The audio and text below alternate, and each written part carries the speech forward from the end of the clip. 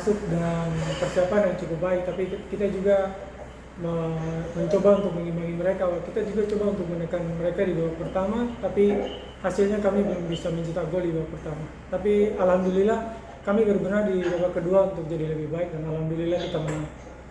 Saya ucapin terima kasih untuk semua supporter dan warga Sumsel yang tetap di rumah untuk mendukung kita. Tetap doakan kami dari rumah biar kita terus melangkah lebih jauh lagi. Terima kasih.